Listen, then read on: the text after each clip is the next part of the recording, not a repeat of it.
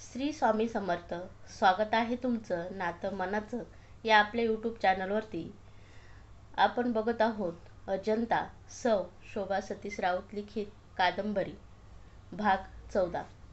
तत्पूर्वी चॅनलवरती जर तुम्ही नवीन असाल तर चॅनलला सबस्क्राईब नक्की करा. धन्यवाद.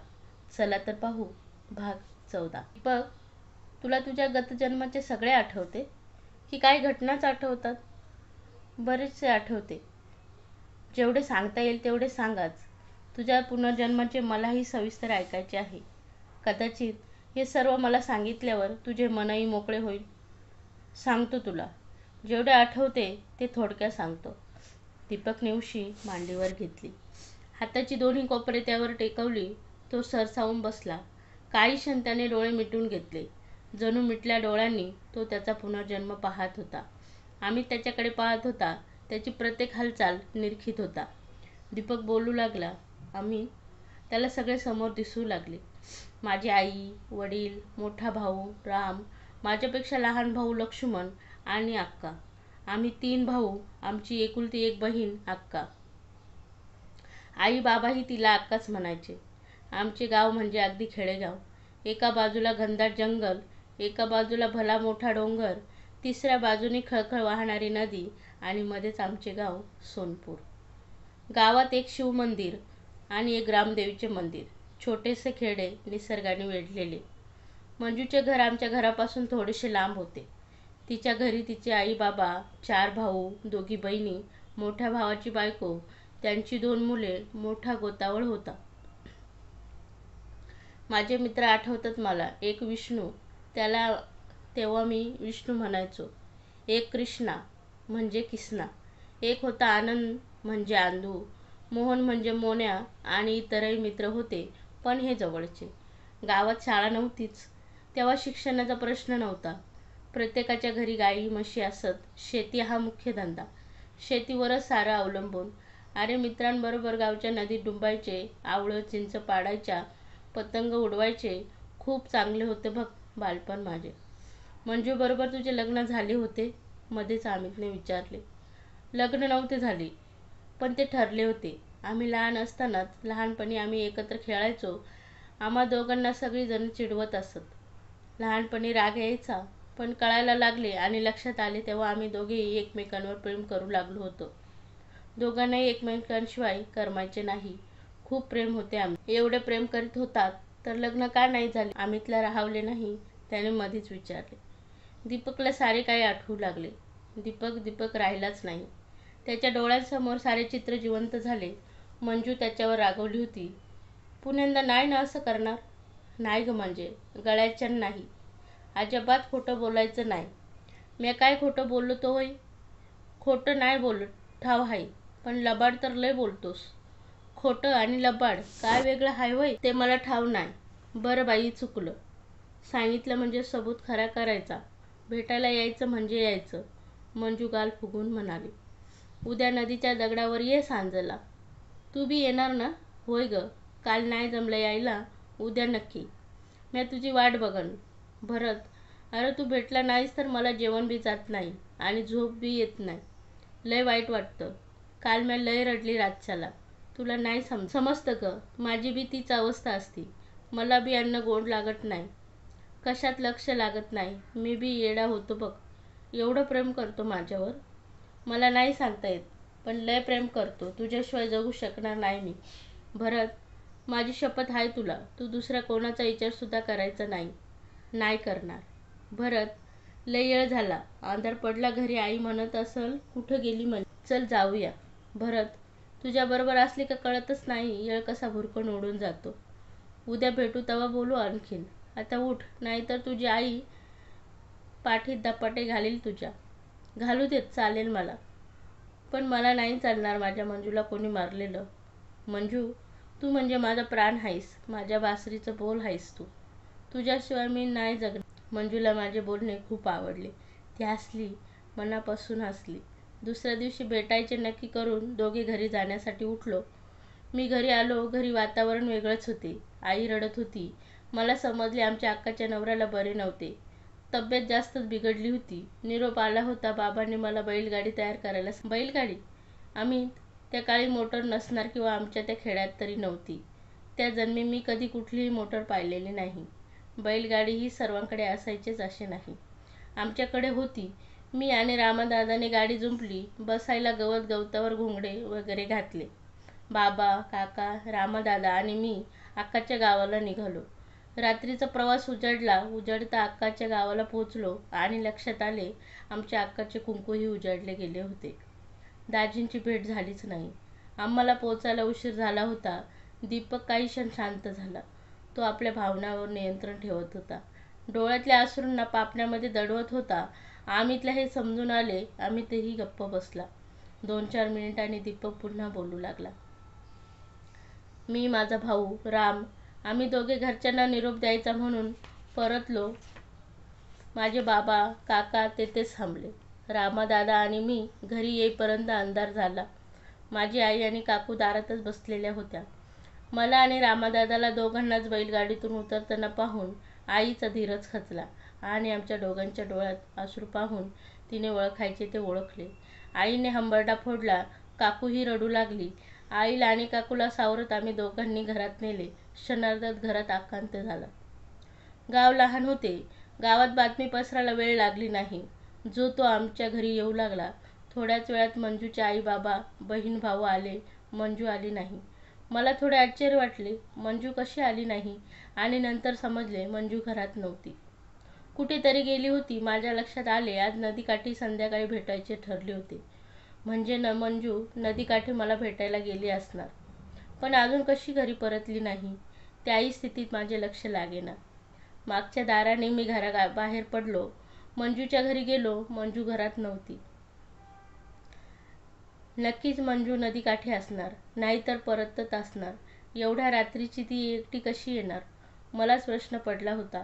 शेवटी दुसरा कसला विचार न करता मी नदीकिनारी जाण्यास निघालो. वाटेत किसना भेटला.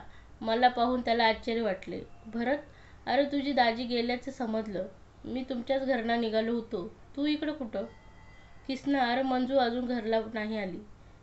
ती माझी वाट बघत नदीकाठी दगडाजवळ थांबली वाटतं. तिलाच बघायला निघालोय. अरे एवढ्या अंधारात ती कशाला तिथं थांबल? मग गेली कुठं म्हणायची. हे बघ, जरा जाऊन येतो म्हणजे मनाला समाधान. तू बी चल माझ्या संगत. कंदील तरी घेऊ. आता इथं कुठला कंदील? जवळच विष्णूचं घर आहे. त्याच्याकडचा कंदील घेऊ. मी आणि किसना विष्णूकडे गेलो. त्याला सांगितले. तोही आमच्याबरोबर निघाला. आम्ही तिथं वाट बघत होतो. नदी किनारी पोहोचलो. त्या नेहमीच्या दगडाजवळ गेलो. कोणी दिसेना. निघणार एवढ्यात किसनाचे लक्ष गेले. तो घाबरून म्हणाला, अरे भरत्या, ती बघ मंजी दगडाजवळ खाली पडली या. तिघे तिकडे धावले. मंजूला अस्ताव्यस्त पडलेली पाहून भरत खूप घाबरला. तो मंजूच्या जवळ गेला. मंजू, काय झालं तुला? मंजूकडून कुठलाच प्रतिसाद देत नव्हता. विष्णूने कंदिलाची वात मोठी केली. प्रकाश थोडा वाढला आणि त्यात दिसले मंजूच्या तोंडावर फेस येत होता. विष्णू म्हणाला, भरत्या, अरे हिच्या तोंडातून फेस येतोय. काय झालं असेल रे? किसना म्हणाला. मंजू उठ. भरत जीवाच्या आकांताने मंजूला आवाज देत होता. मंजू थोडी सावध झाली. तिच्या तोंडून शब्द बाहेर आले. भरत, साप. साप चावला मला. मंजूने कशीबशी हो करत ही मान हलवली. किसना, काय करायचं रे? हिला साप चावलाय. उचलून गावाकडे नेऊ. भरतने मंजूला उचलले आणि तिघे गावाकडे निघाले. अधूनमधून विष्णू किसना मंजूला घेत होते. भरत झपाझप चालत होता. मनातून तो देवाला विनवणी करत होता. देवार, माझ्या मंजूला वाचव. मी तुझी जन्मभर सेवा करीन. गाव जवळ आला. तिघेही मंजूला घेऊन वैद्याच्या घरी गेले. वैद्याचे घर शिव मंदिराच्या शेजारीच होते. वैद्यबुवा, आहो वैद्यबुवा, बाहेर या की. वैद्यबुवा बाहेर आले. काय र, कोणाला आणले उचलून? मंजू हाय. साप चावलाय. काहीतरी करा वैद्यबुवा. भरत आजीजीने म्हणाला. भरत, शिव मंदिरात ठेव तिला, मी आलोच. वैद्यबुवा घरात गेले. भरत शिव मंदिरात आला. त्याने मंजूला खाली ठेवले. मंजूच्या तोंडातून फेस येतच होता. वैद्यबुवा त्यांच्या औषधाचा बटवा घेऊन आले. मंजूला त्यांनी पाहिले. पटापट काही मात्रा तयार केल्या. मंजूला चाटवल्या. वैद्यबुवांचा चेहरा गंभीर झाला. वैद्यबुवा, माझ्या मंजीला नाही होय काय होणार? भरत, ही सांगात भिनलंय, नाडी बी बंद झाली आहे. आता देवावर भरोसा. तुम्ही बघा ना काहीतरी करून. माझ्या मंजीला वाचवा, माझ्या मंजीला वाचवा. भरत रडू लागला. भरते अरे असं काय करतो? धीर धर बाबा, रडून काय बी होणार नाही, किसना समजावित होता. विष्णू असं कर, तू मंजूच्या घरला जा, तिच्या घरच्यांना समज सांग, लगा बगा घेऊन ये त्यांना. विष्णू मंजूच्या घराकडे निघाला. भरतला काही समजत नव्हते. त्याला एकच डोक्यात होते, त्याची मंजू बस. तो आपल्या घरात झालेल्या दुर्घटनेला विसरला होता. तो देवाच्या पुढे हात जोडून उभा होता. देवा, आता तुझाच आधार आहे, आमसने दुसरं कोण आहे? तू रक्षा कर माझ्या मंजूची. अरे ही मंजू तुझी पूजा करते, तुझं दर्शन घेतल्या बिगर तोंडात पाणी बी घेत नाही. तू वाचव तिला. भरत देवाची विनवणी करीत होता. वैद्यबुवांना समजले होते आपल्या औषधांचा काही उपयोग होणार नाही. विष पूर्ण अंगात भिनले. पण या भरतला काय सांगायचे, कसे सांगायचे? शेवटी ते म्हणाले, भरत, मंजूला घेऊन यायला तू उशीर केलास. आधी आणले असते तर काहीतरी केलं असतं. वैद्यबुवा असं म्हणू नकास. माझ्या मंजूला काय बी होणार नाही. मात्र चाटवली यश देणं ते देवाकडं. वैद्यबुवा म्हणा, देवा तुला ठाव आहे मंजू बिगर मी जिता राहणार नाही. आम्ही दोघांनी तुझ्या मोर कित्येकदा म्हटलंय, आम्ही दोघं एकमेकांचे हाय. तुला हे बी ठाव आहे मी किती प्रेम करतोय माझ्या मंजूवर. तिला काय सुधीक होऊ देऊ नकोस.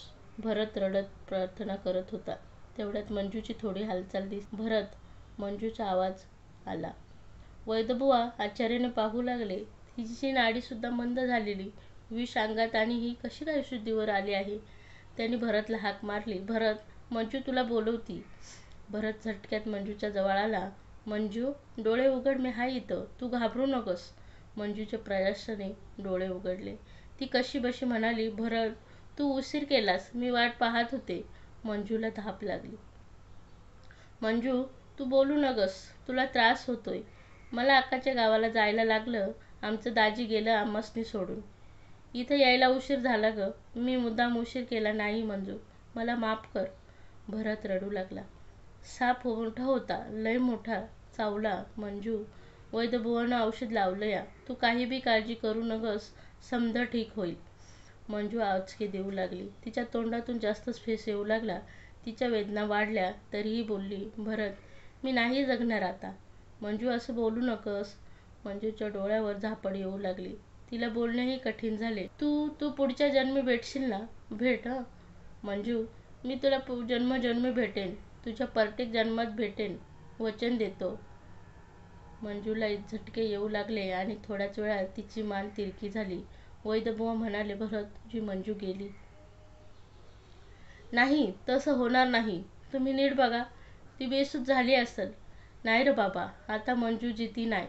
भरतने मंजूला आपल्या बाहुपाशात घेतली आणि तो दहाय मोकळून रडू लागला. मंजू, मला सोडून का गेलीस? आता मी तुला कुठे शोधू? भरते, असं वेड्यागत काय करतोस? शांत हो, शांत हो. कसा शांत होऊ? देवाने आमची ताटातूट केली. तेवढ्यात मंजूच्या घरचे आणि इतर गावकरी तेथे आले आणि एकाच रडारड सुरू झाली. भरतला आपलं दुःख वेग आवरत नव्हता. मंजू मंजू म्हणत तो रडत होता. मंजू, मला सोडून कशी गेलीस तू? मंजू तू जाऊ नकोस, तुझ्याशिवाय मी कसा जगू? मंजू, दीपक आक्रंदत होता, रडत होता. अमित पुढे झाला. त्याने दीपकला मिठीत घेतले. तो त्याच्या पाठीवरून हात फिरवू लागला. अमितचेही डोळे गळत होते. शांत हो दीपक, शांत हो. माझी मंजू गेली रे मला सोडून. अमितला समजेना दीपकला काय सांगायचे. त्याच्याकडे शब्दच नव्हते. हळूहळू दीपक शांत झाला. अमितने पाण्याचा ग्लास आणला. दीपक पाणी घे. दीपकने पाणी घेतले. तो थोडा शांत झाला. अमित, तुला कशी सांगू माझ्या जन्माची व्यथा? त्या जन्मीही वणवण भटकत मेलो आणि या जन्मी अशा एकांतवासात. दीपक पुढे काय झाले आजच सांगून टाक. भरतचे जीवन तर मंजू बरोबर संपले होते. मला लोक वेडा म्हणू लागले. वेडा भरत. माझ्याकडे पाहून हळहळत होते. माझी कीव करत होते. मंजू गेल्यानंतर भरतला एकच काम राहिले, सापांना मारायचे. दिवस रात्र तो रानावनात भटकत असे. दिसेल तो साप मारायचा आणि मंजूच्या समाधीजवळ आणायचा. मंजू, बघ मी मारला हा साप. मी सगळ्या सापांना मारणार आहे. आणि दुसरे काम म्हणजे मंजूच्या समाधीची साफसफाई. फुले आणायची. मंजूला फुले खूप आवडायची. गावातले कोणीही थांबवायचे, गोड बोलून घरी न्यायचे. 2 घास खायला लावायचे, हेच होते भरतचे उर्वरित आयुष्य. आणि एक दिवस एका सापाला मारताना दुखावलेल्या सापाने दंश केला. शेवटी सापच भरतचा काळ ठरला. कसाबसा मी मंजूच्या समाधीजवळ आलो. गावकऱ्यांना बातमी समजली.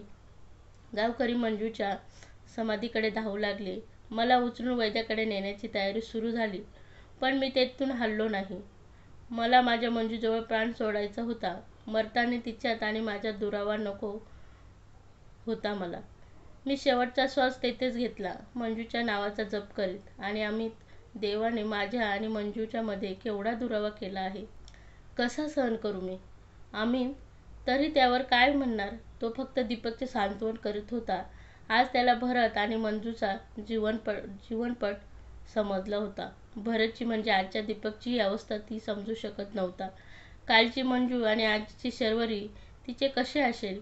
आपल्या दीपकसारखी तिची अवस्था होत असेल तर तिचा संसार आणि तिचा गतजन्म कशी सांगड घालीत असेल ती दोन्ही जन्मांची. तिला तर किती अवघड आहे. खरं त्या ग्रेट आहेत, त्यांना सलाम करायला पाहिजे, अमित विचार करीत होता. 2 दिवस राहून दीपकला समजावून अमित परतला. दीपकचे एकाकी जीवन पुन्हा सुरू झाले. फ्रेंड्स, हा होता आजचा 14वा भाग. 15वा भाग उद्याच्या व्हिडिओमध्ये.